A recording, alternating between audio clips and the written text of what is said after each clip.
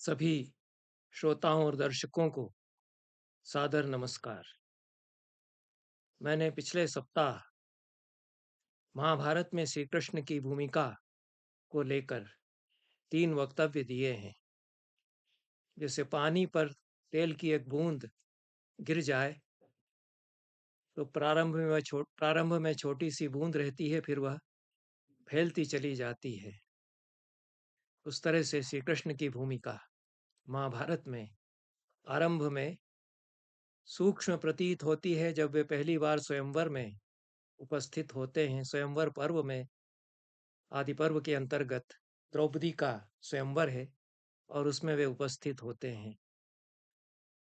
वहीं से हम देखते हैं कि कैसे उनकी भूमिका महाभारत में बढ़ती चली गई है। वे एक चतुर राजनीतिज्ञ के रूप में सामने आते हैं, देश के निर्माता के रूप में, राष्ट्र निर्माता के रूप में सामने आते हैं। और हर बार हर उपस्थिति में महाभारत में जिन जिन प्रसंगों में वे उपस्थित होते हैं, उत्तरोत्तर हम अनुभव करते हैं कि श्री कृष्ण का आभा मंडल महात्म्य, महाभारत के अन्य लोगों पर उनका प्रभाव निरंतर बढ़ता चला जा रहा है। और फिर यह भी हम अनुभव करते हैं कि वे लौकिक से अलौकिक होते चले जा रहे हैं। विशेष रूप से हमने देखा कि जब वे आरण्यक पर्व में मिलने आते हैं और इतना भर कह देते हैं कि अब दुर्योधन, दुशासन, शकुनी और कर्ण का शोणित पिएगी यह धरती और युधिष्ठिर का अभिषेक होगा। जिस तरह से वे ये वचन कहते हैं, अर्जुन तो उनकी स्तुति करने लगते हैं, क्रोध उनका शांत करने के लिए, और उनकी लोकोत्तरता का वर्णन फिर अर्जुन करते हैं। यह पिछले वक्तव्य में मैंने बताया। इसके साथ ही हम यह भी देखते हैं कि श्री कृष्ण एक उत्तरदायित्व अपने ऊपर ले रहे हैं कि पांडवों के योगक्षेम का मुझे ध्यान रखना है और उनकी चिंता करना है, क्योंकि उनकी चिंता देश की चिंता, सारे समाज की चिंता उनके लिए बन जाती है। यह कलह यदि हो जाता है कौरव और पांडवों में, तो कितना विनाश होगा यह भी वे जानते हैं। युधिष्ठिर को, शेष पांडवों को, द्रौपदी को देख करके वे यही कहते हैं कि मैं नहीं था उस समय जब यह सब अनर्थ हो गया, कि युद्ध में आप लोगों को पराजित करके दास बनाया गया और फिर वनवास दे दिया गया। नैतत् कृच्छ्र मनुप्राप्तो भवान स्यात् वसुधाधिप। युधिष्ठिर से कहते हैं, ये सब संकट में आप नहीं होते यदि यदि हम द्वारकायाम श्याम। यदि मैं द्वारका में होता उस समय, मैं तो द्वारका में ही नहीं नहीं था। मैं युद्ध कर रहा था शाल्वराज से, और वहां तो खबर मुझ तक नहीं पहुंच सकती थी। द्वारका में रहते हुए तो मैं बिल्कुल दृष्टि में रखता था कि क्या कहाँ हो रहा है। मुझे शाल्वराज से जूझना पड़ा। कहते हैं कि आगच्छे महम द्यूतम अनाहुतो भी कौरवैः। कौरवों ने मुझे निमंत्रण न भी भेजा होता तब भी मैं चला आता। मुझे आभास जैसे ही होता कि आप लोगों को द्यूत के बहाने बुलाया गया और प्रपंच रचा जा रहा है, आप लोगों को फंसाया जा रहा है, तो मैं द्वारका से चल पड़ता और वारयेयमहं द्यूतं बहून् दोषान् प्रदर्शयन्। मैं उस द्यूत को रोक देता। इतना उनको आत्मविश्वास है। जो काम भीष्म नहीं कर सके, जो विदुर प्रयास करते करते रह गए, वो नहीं हो सका। धृतराष्ट्र को उन्होंने खूब समझाया कि कहो दुर्योधन से कि यह सब न करे, शकुनी के कहने में ना आए, इससे बड़ा विनाश होगा। विदुर तो बहुत खरी खरी कहते हैं और यहाँ तक कह देते हैं कि इसको, दुर्योधन को छोड़ दो, त्याग दो इसको, ये बेटे होने लायक नहीं है तुम्हारा, इसको कारागार में बंद करा दो, ये विनाश करा देगा कुल का। इतना सब कहते हैं और रोकने का प्रयास भी करते हैं कि यह पांडवों के साथ प्रपंच न रच पाए दुर्योधन। पर कृष्ण को आत्मविश्वास है कि मैं होता तो मैं रोक लेता। कैसे रोक लेता उसको भी बताते हैं। तत्राक्षमहम दोषान यैर्भवान व्यतिरोपितः। जिन दोषों में आपको उलझा लिया गया, उनको मैं समझाता बताता और बताता कि किस तरह से वे वीरसेन सुत नल जुए के कारण कितने बड़े प्रपंच में फंस गए थे। उन लोगों को समझाता है, दुर्योधन आदि को। युधिष्ठिर के लिए नहीं कहते हैं कि आपको समझाता है, क्योंकि युधिष्ठिर तो सब जानते हैं। युद्ध के युद्ध की बुराइयों पर वो एक प्रवचन दे देते हैं और फिर जुआ खेलने लगते हैं। युधिष्ठिर की यह स्थिति है, लेकिन उन लोगों को मैं मना लेता, ऐसा श्री कृष्ण कहते हैं। मैं यथा स्थिति बताता, सातत्यम च प्रसंगस्य वर्णयेयम यथा तथम। जुआ खेलने से क्या क्या होता है इसको मैं यथा तथ्य रूप में बताता, और फिर नीति के वचन वो कहते हैं कि मैं कैसे कैसे उनको बताता। यह स्मृतियों में भी ये वचन आते हैं, स्त्रियो क्षाम रगया पानम एतत् कामम उपस्थितम दुखम चतुष्टयम प्रोक्तम यैर नरो भ्रश्यते श्रियः। लक्ष्मी से किसी मनुष्य को च्युत करने वाले ये कारण हैं, स्त्रियां, जुआ, प्रज्ञा और मदिरापान आदि।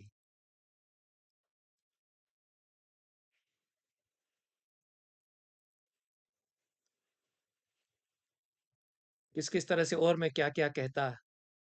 फिर कहते हैं कि एवं मुक्तो यदि मया गृह्णीयाद वचनम मम अनामयम स्यात् धर्मस्य कुरूणाम कुरुवर्धन न चेत समम राजेंद्र गृह्णीयान मधुरम वचः। मैं उसको बार बार दुर्योधन को समझाता, लेकिन वह यदि नहीं मानता, निगृह्णीयाम बले न तम, तो मैं अपने बल से उसको निग्रहित कर लेता, पकड़ करके उसको बंदी बनवा लेता। इतना उनको विश्वास था कि भरी कौरव सभा में मैं ऐसा कर सकता था। आगे उन्होंने ऐसा किया भी। आगे कहते हैं कि उसके सभासद भी यदि विरोध करते हैं तो मैं उनको समाप्त कर देता। मैं वहां नहीं था, इस कारण यह सब हो गया।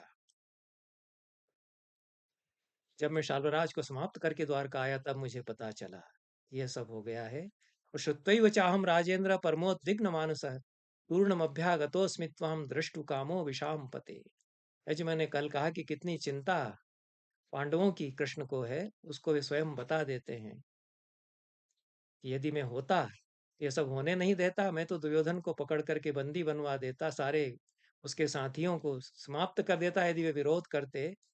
लेकिन मैं नहीं था, मैं युद्ध में था। जैसे ही मुझे द्वारका आने पर पता चला तो मैं परम उद्विग्न मन के साथ कि अरे ये क्या अनर्थ हो गया, ऐसा उद्विग्न होकर के तत्काल में चला आया हूं आपके पास, ऐसा युधिष्ठिर से कहते हैं।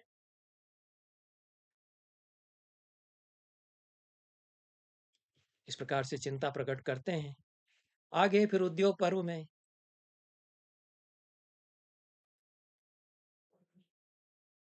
12 वर्ष का वनवास समाप्त हो जाने के पश्चात युधिष्ठिर आधा राज्य वापस मांगते हैं, जो कि न्यायोचित था, जैसा वायदा किया गया था दुर्योधन के द्वारा। दुर्योधन स्पष्ट मना कर देता है। दोनों ओर से दोनों ओर से तैयारियां होने लगती हैं। विदुर समझाते हैं दुर्योधन को। संजय को भेजा जाता है युधिष्ठिर के पास धृतराष्ट्र की ओर से। संजय का दौत्य, इस सब से काम नहीं बनता है। और श्री कृष्ण बार बार मिल रहे हैं पांडवों के पास आकर के। द्योग पर्व में भी पांडवों के पास वे आए हैं, चर्चा होती है। चिंतित हैं युधिष्ठिर कि युद्ध से कितना विनाश होगा। श्री कृष्ण भी समझ रहे हैं इस बात को। तो वे कहते हैं कि अंतिम प्रयास किया जाए और मैं चला जाऊंगा। युधिष्ठिर तो कह ही नहीं पा रहे हैं कि आप दूत के रूप में चले जाइए शांति का प्रयास करने। कृष्ण का जो आभा मंडल है, उनकी जो छवि है, वह इतनी महिमा मंडित हो चुकी है कि उनसे दूत बन करके जाने का कहना युधिष्ठिर को उचित नहीं लगता है। पर कृष्ण स्वयं युधिष्ठिर का मन जान करके कहते हैं कि मैं चला जाऊंगा। हस्तिनापुर चले जाते हैं और सबसे पहले धृतराष्ट्र के पास जाते हैं। वहां से धृतराष्ट्र को बता करके कि मैं इस कार्य के लिए आया हूँ, गांधारी को नमन करके विदुर के पास चले जाते हैं। कुंती अपनी बुआ से मिलते हैं, बातचीत करते हैं, कुंती को आश्वस्त करते हैं। फिर अब ये श्री कृष्ण किस प्रकार से जो शिष्टाचार है और नीतिज्ञता है उसको निभा रहे हैं। धृतराष्ट्र कहने के लिए सम्राट हैं, उनसे सबसे पहले मिलते हैं। उसके पश्चात फिर विदुर के घर चले जाते हैं। विदुर के घर कुंती रह रही हैं, उनसे मिलते हैं, विदुर से मिलते हैं, विदुर के साथ रहते हैं, चर्चा करते हैं और फिर दुर्योधन के पास जाते हैं। यह क्रम है। उद्योग पर्व के अनेक अध्यायों में विस्तार से इसको बताया गया है। दुर्योधन उनका आतिथ्य करना चाहता है, पूजा सत्कार करके और भोजन के लिए निमंत्रित करता है और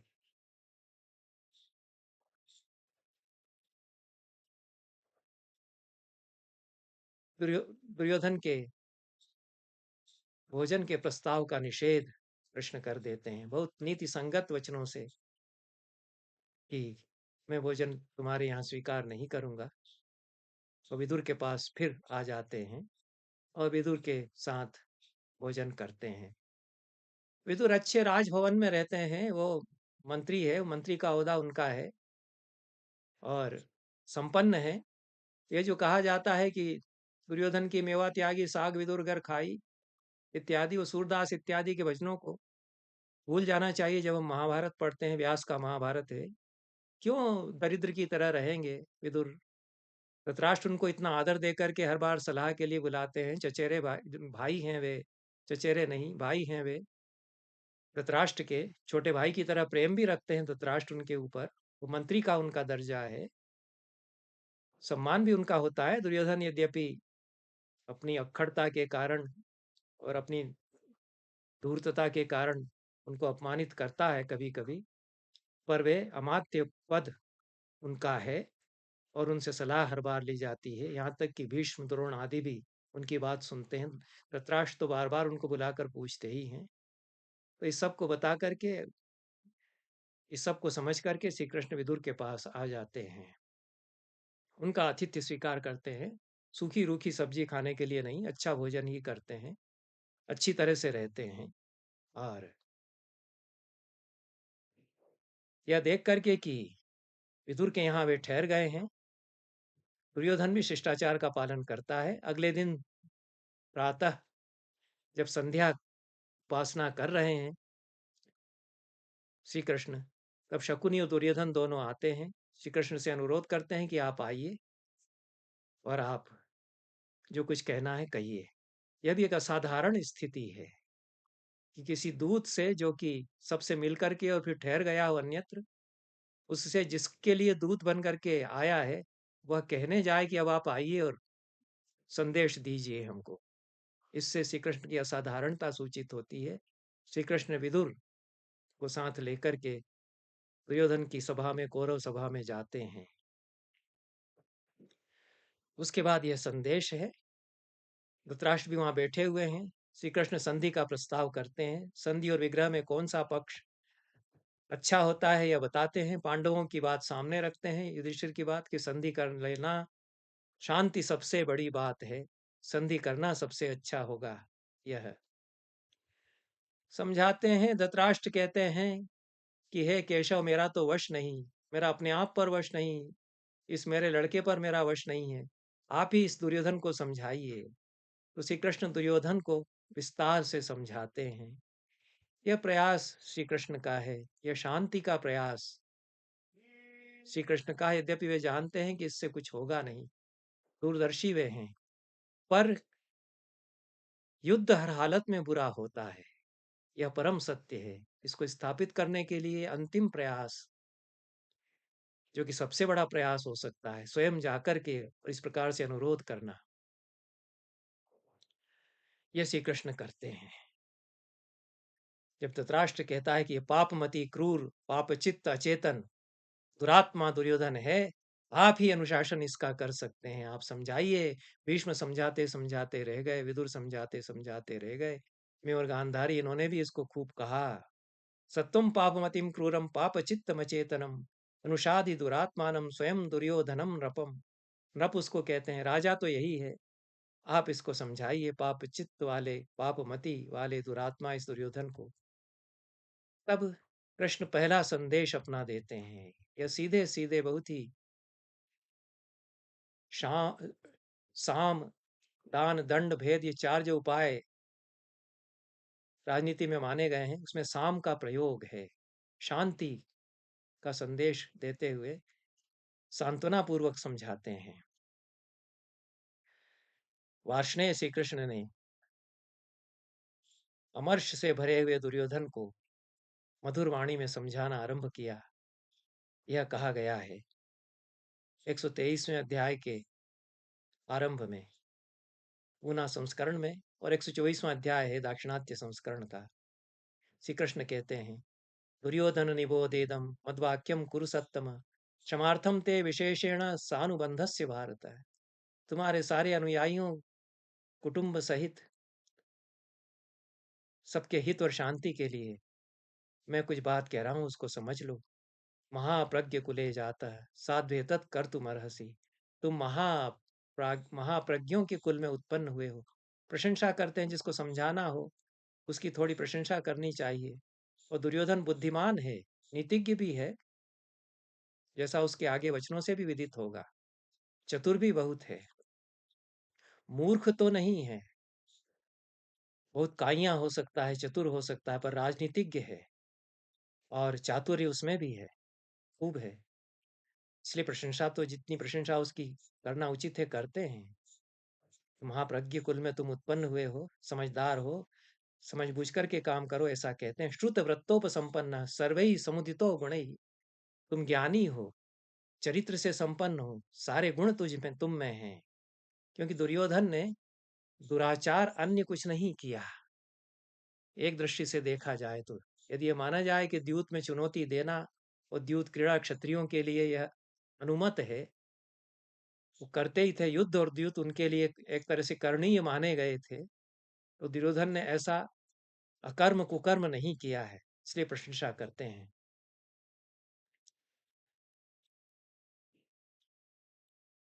अब जो तुम करने जा रहे हो उसको बताते हैं कि दोष कुले या दुरात्मानो नृशंसा निरपत्रपाह त एतदीदृशम कुर्युर यथा तुम तात मन्य से। अब जो तुम करने जा रहे हो, दुष्कुल में उत्पन्न हुए दुरात्मा लोग, नृशंस लोग, निरपत्रप लोग, निर्लज्ज या बेशर्म लोग, वे ऐसा काम करेंगे कि तुमने वचन दिया था कि 12 वर्ष के वनवास और छद्मवास के पश्चात जब आप आएंगे तो हम जो आपका राज्य हमने लिया उसको लौटा देंगे। अब जो तुम कर रहे हो यह कुकृत्य है, ऐसा कहते हैं। वे धर्म का स्वरूप बताते हैं, अधर्म क्या होता है इसको स्वरूप बताते, इसका बताते हैं। अधर्म का पालन करने वाला किस प्रकार से विनष्ट होता है इसको बताते हैं। तमनर्थम परिहरन आत्मश्रेय करिष्यसि। इस अनर्थ को छोड़ करके अपना कल्याण तुम करो, अपने सब भाइयों का, अपने भृत्यों का, अपने मित्रों का, सबका नाश तुम मत हो जाने दो, इस प्रकार से कहते हैं। और यदि मान लोगे मेरी बात युधिष्ठिर के संदेश के अनुसार, तो इस अधर्म से तुम मुक्त हो जाओगे। प्राज्ञै शूरैर्महोत्साहैरात्मवद्भिर्बहुश्रुतैः संधत्सु पुरुष व्याघ्र पांडवैर्भरतर्षभ। जो प्राज्ञ हैं, बुद्धिमान हैं, महोत्साह से संपन्न हैं, आत्मज्ञानी हैं, बहुश्रुत हैं, बहुत कुछ उन्होंने ज्ञान की बातें सुनी हैं। हे पुरुष व्याघ्र, उनसे तुम संधि कर लो। हे भरतर्षभ, भरत कुल के श्रेष्ठ क्षत्रिय दुर्योधन, इसी में धृतराष्ट्र का हित है, इसी में सबका हित है। यही पितामह का, यही द्रोण का, विदुर का यही मत है, सारे बुजुर्गों का यही मत है। क्षमे शर्म भवे तात सर्वस्य जगतस्तथा। यदि तुम शांति की बात स्वीकार कर लोगे तो सारे संसार में अब शांति हो जाएगी। यही गांधी जी ने हिटलर को जो पत्र लिखे, 2 पत्र उन्होंने लिखे, गांधी जी भी जानते थे कि ये नहीं सुनेगा, नहीं मानेगा, और उनको तो इतना पता भी नहीं था उस समय कि कैसे कैसे गैस चैम्बर चला करके और कितने नृशंस कार्य करता है। संसार में किसी ने ऐसा नृशंस कार्य नहीं किया होगा। परशुराम ने जो नरसंहार किया या फिर हिटलर ने जो नरसंहार किया, ऐसे नरसंहार किसी ने नहीं किए होंगे। गांधी जी को तो पता ही नहीं था क्या हो रहा है जर्मनी में, कैसे कैसे लाखों लोग क्षण भर में समाप्त कर दिए जाते हैं, कितना टॉर्चर किया जाता है। उनको तो यही लग रहा था कि ये विश्व युद्ध करने जा रहा है, पर नहीं मानेगा ये भी जानते थे। उन्होंने कहा ही उसमें है कि मेरी बात आपको नहीं रुचेगी, फिर भी अंतिम प्रयास के रूप में मैं कह रहा हूँ। दूसरा पत्र भी फिर लिखा उन्होंने। श्री कृष्ण का प्रयास, गांधी का प्रयास तुलनीय है। श्री कृष्ण भी जानते हैं कि नहीं मानेगा, फिर भी प्रयास करना चाहिए, प्रयास नहीं छोड़ना चाहिए शांति का। तो रोचते ते पितुस्तात पांडवै सह संगम। तुम्हारे पिता का भी यही मत है, उनकी भी रुचि इस बात में है कि पांडवों से संधि हो जाए। तुम्हारे मंत्रियों का यही मत है, तो यह शास्त्र मत भी यही है। यह दुर्विपाक यदि होगा, इसको यदि स्वीकार नहीं करोगे। यस्तु निश्चय समवाक्यम मोहान न प्रतिपद्यते स दीर्घ सूत्रो हीनार्थ पश्चात तापे न युज्यते। जो अपने हित की बात को मोह के कारण नहीं स्वीकार करता है, वह पश्चाताप उसको करना होता है। यह लंबा अच्छी तरह से समझाते हैं, बहुत एक एक बात को समझा करके दृष्टांत देते हैं इतिहास के कि जिन्होंने इस प्रकार की बातें नहीं सुनी, मनमानी की, वे किस प्रकार से नष्ट हुए। मन्यु को त्याग कर दो, यह दुर्योधन का एक तरह से मूलभूत चरित्र है। बाकी सब कुछ उसमें गुण है। एक उसमें है कि मन्यु उसके भीतर भरा हुआ है। अमर्ष या मन्यु, मेरे साथ ऐसा ऐसा हो गया, मुझे ही राजपद मिलना चाहिए था। मेरे पिता के साथ ऐसा हुआ कि वे बड़े पुत्र थे, ज्येष्ठ पुत्र थे, उनको राजपद न दे करके पांडु को राजपद दे दिया गया। फिर मैं धृतराष्ट्र का पुत्र था, धृतराष्ट्र का ज्येष्ठ पुत्र था, मुझे राजपद न दे करके, और इस प्रकार की चर्चा की गई। ये सब मन्य उसके भीतर है। कहते हैं कि इसको माँ मन्य वश मनवका, इस मन्यु के वश में मत तुम हो, इसको छोड़ दो। इस प्रकार से यह तुम इंद्रियों के वश में होकर के, लोभ के वश में होकर के राज्य का लोभ करोगे तो क्या क्या होगा, इसको समझाते हैं। और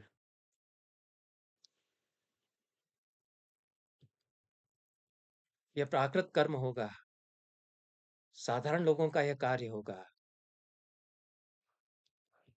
और पांडवों को यदि अनुकूल रखोगे तो तुम्हारी भी वृत्ति होगी।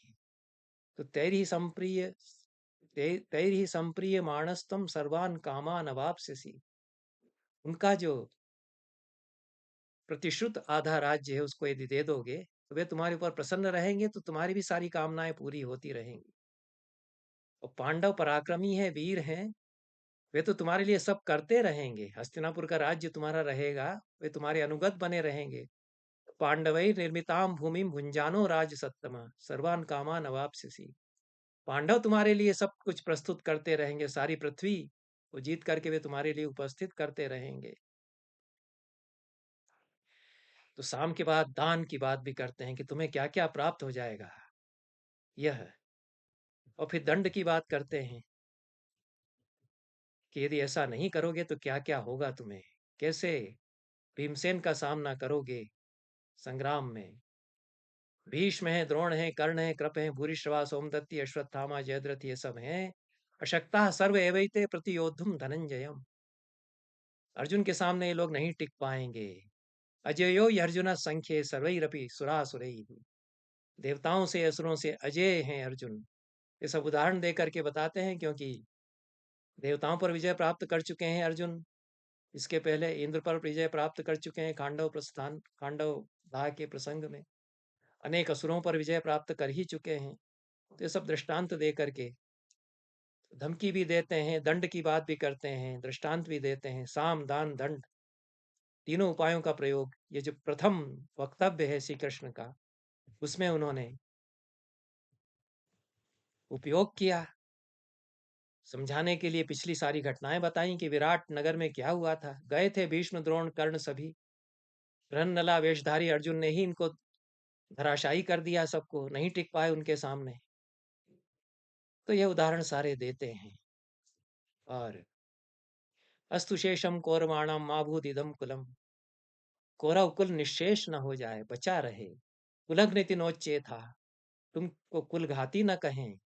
नष्ट कीर्ति नराधिप, तुम्हारी कीर्ति नष्ट हो जाए, ऐसा ना तुम्हारे साथ हो।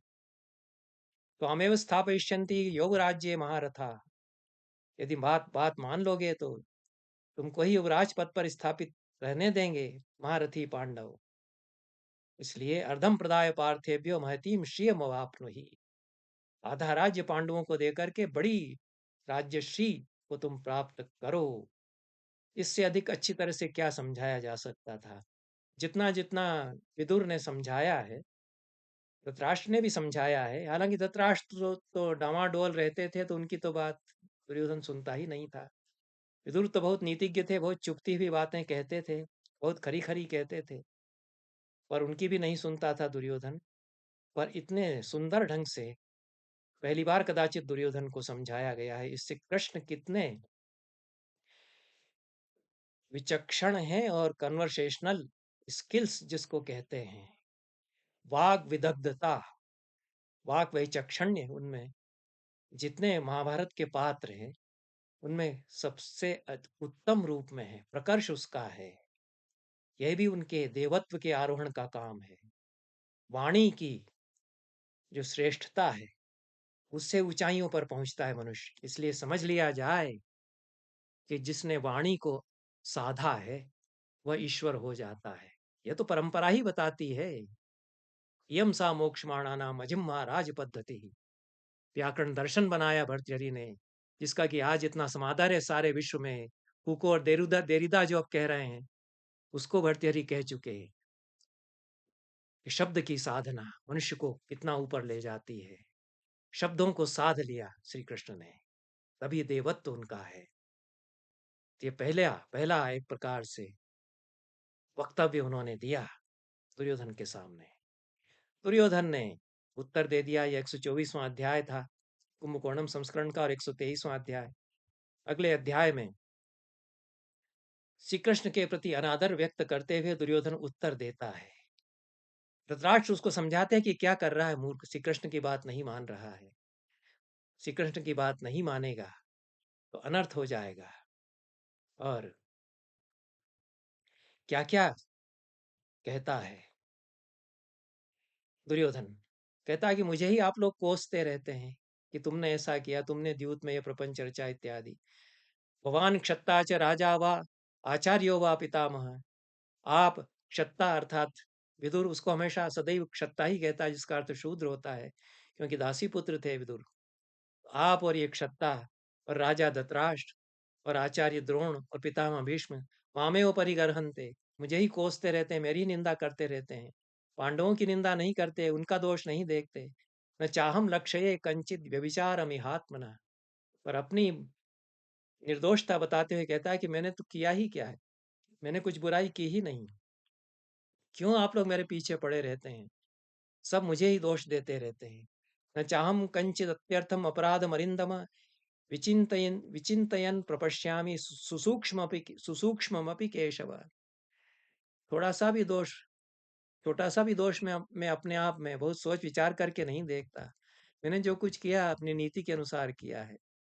राज्यांशश्चाभ्यनुज्ञातो यो मे पित्रा पुरा अभवत्, मेरे पिता धर्मसम्मत रूप में राजा थे, उन्हें राजा होना ही चाहिए था।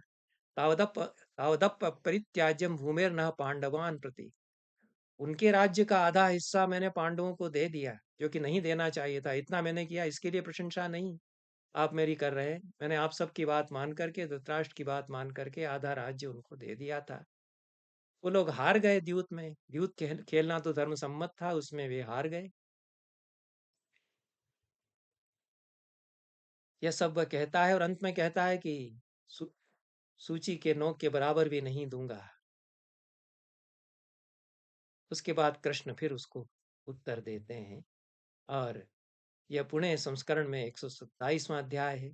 दाक्षिणात्य संस्करण कुंभकोणम संस्करण में 128वां अध्याय है। इसमें किस प्रकार से कृष्ण, जो वाणी का ऊर्जस्वी रूप है, बहुत ओजस्वी उनके यहाँ वचन है।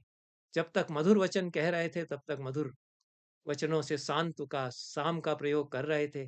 दान और दंड भी उन वचनों में समाविष्ट कर रहे थे दोनों नीतियों को साम के साथ। लेकिन अब उनको क्रोध आता है, और जैसा मैं पहले कह चुका हूं कि क्रोध एक प्रकार का, जो देवताओं का क्रोध है, वह कृष्ण के भीतर है। कि अनीति, अन्याय के लिए क्रोध उनके भीतर जो जागृत होता है, वो जो वाणी उनकी है, लप्स्यसे वीर शयनम काम में तदवाप्स्यसि। वीर शयन तू पाना चाहता है तो ये तुझे तुझे मिलेगा। दुर्योधन के लिए कहते हैं वीर शैया। ये बहुत ही मुहावरेदार भाषा है यहाँ पर। वीर शैया ही तुझे काम में है तो वो तुझे मिलेगी। स्थिरो भव साहमात्यो विमर्दो भविता महान।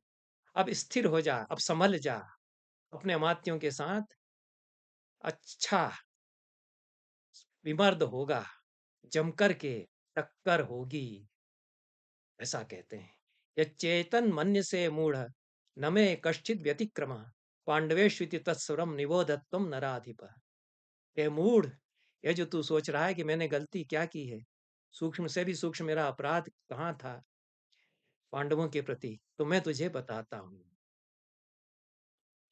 तूने शकुनी के कहने में आकर के, बहकावे में आकर के पांडवों से द्यूत खेला, और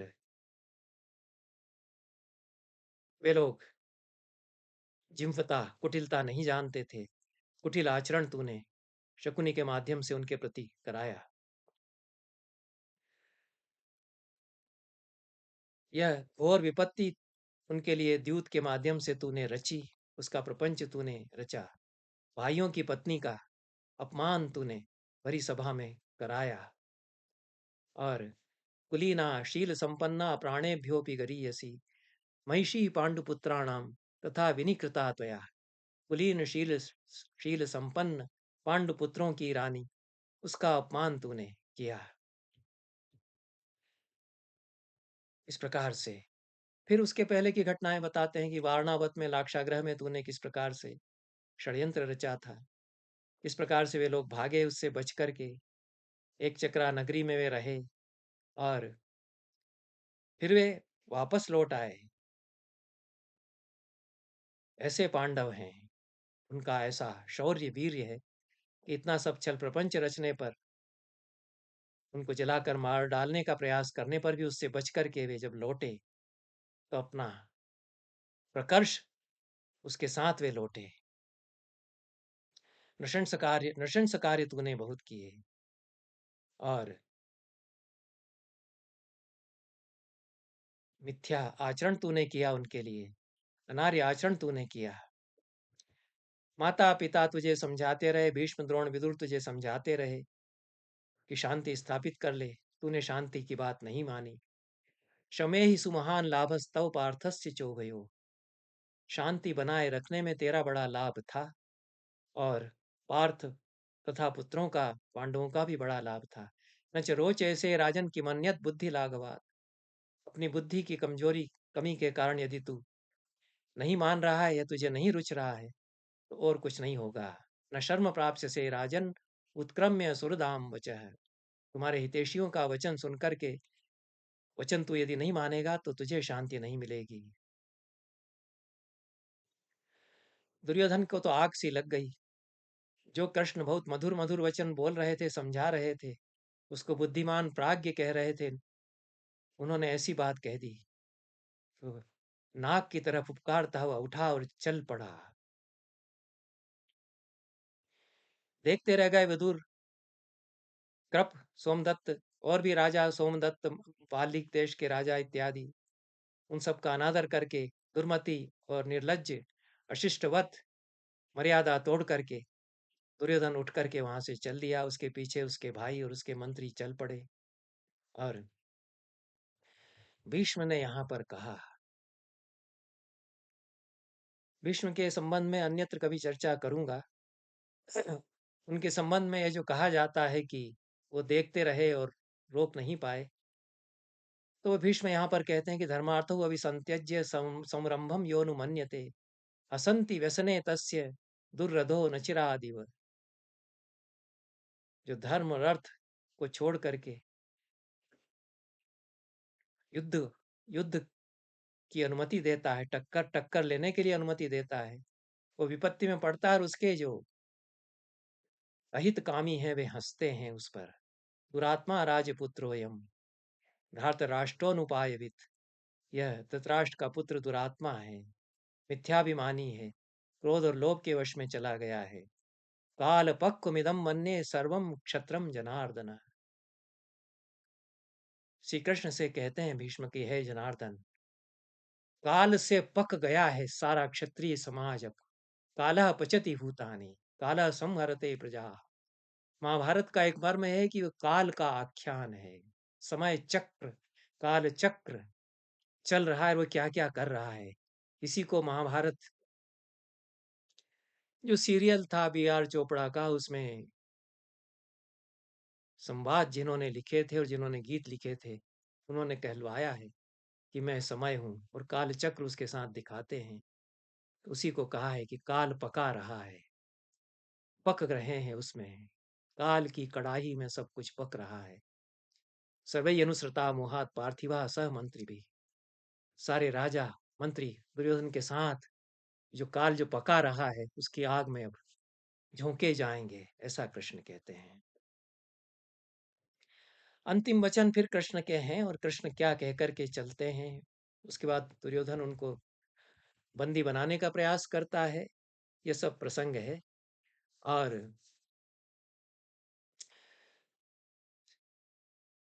कृष्ण यही कहते हैं सबको, भीष्म को, द्रोण को, धृतराष्ट्र को संबोधित करते हुए, इस दुर्योधन को आप लोग पकड़ करके कारागार में नहीं डाल रहे हैं, यह गलत हो रहा है। और जो मैं कह रहा हूं उसको आप स्वीकार कर लीजिए। पुत्रो वही मैंने किस किस प्रकार से पहले किया है उसको बताते हैं। भोजराज के पुत्र, उस उग्रसेन के पुत्र को, कंस को मैंने समाप्त किया, और अन्य अन्य जो इस प्रकार के आतताई थे उनको मैंने समाप्त किया है। आप लोग दुर्योधन, कर्ण, शकुनी, सुबल के पुत्र शकुनी, इन और दुशासन, इन चारों को बांध करके, बंदी बना करके पांडवों को सौंप दीजिए, यही उचित होगा। यह एक तरह से नोटिस दे दिया है श्री कृष्ण ने। संधि के सारे प्रयास विफल हो गए।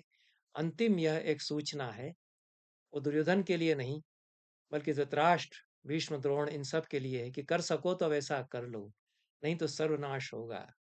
फिर नीति बताते हैं। यह श्लोक यहाँ पर आ गया है, मूलतः महाभारत का है या कौटिल्य के अर्थशास्त्र का है। महाभारत में बाद में जोड़ा गया है, या अर्थशास्त्र में बाद में जोड़ा गया है, सुभाषितों में भी मिलता है।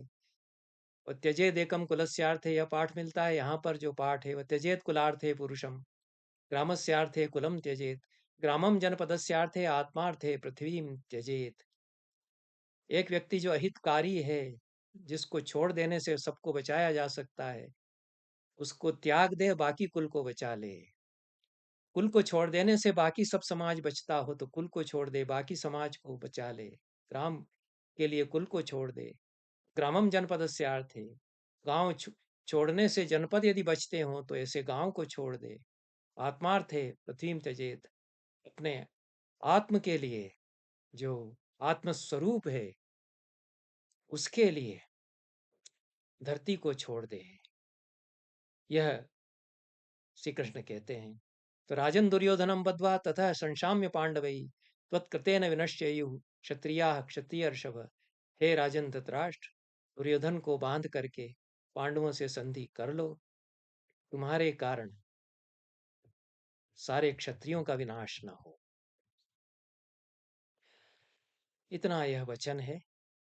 यह श्री कृष्ण के दौत्य और उनके जो वाणी में कहाँ संयम, कहाँ समझाना, कितना फिर ओजस्विता के साथ बात को कहना, और अंतिम वचन कहाँ कहना, यह सब हम देखते हैं। और उसके बाद जो घटता है कि धृतराष्ट्र को लगता है कि श्री कृष्ण ठीक कह रहे हैं। धृतराष्ट्र इतना तो समझ रहा है कि श्री कृष्ण जो बात कह रहे हैं वो एकदम ठीक है, यही होगा जो वे कह रहे हैं। लेकिन वे जानते हैं कि मेरे कहने से वह नहीं मानेगा, शायद अपनी माँ के कहने से मान ले। तो गांधारी को बुलाते हैं कि उसको बुलाओ, वो समझाएगी। गांधारी दुर्योधन को समझाती कि श्री कृष्ण की बात मान ले, वो संधि कर ले। उसको नहीं मानते हैं। श्री दुर्योधन तो कहता है, उसको नहीं मानता है दुर्योधन। दुर्योधन कहता है कि श्री कृष्ण इस प्रकार से मुझे अपमानित करके गया है, उसको मैं बंदी बना लूंगा। बंदी बनाने का प्रयास करता है। उसके बाद श्री कृष्ण विश्व रूप अपना प्रकट करते हैं। तो यह महाभारत में उद्योग पर्व में यह प्रसंग आता है। यह अनोखा प्रसंग है। पूना संस्करण में 130वें अध्याय में, दाक्षिणात्य संस्करण में 131वें अध्याय में यह आता है। और यह श्री कृष्ण के दौत्य का प्रसंग है। इसको दौत्य कर्म उनका जहाँ समाप्त होता है, उतना ही बताकर मैं समाप्त करता हूँ। आगे जो स्वरूप वाला प्रसंग है, उस पर कभी अन्य अवसर पर चर्चा होगी। सभी को धन्यवाद। सभी को नमस्कार।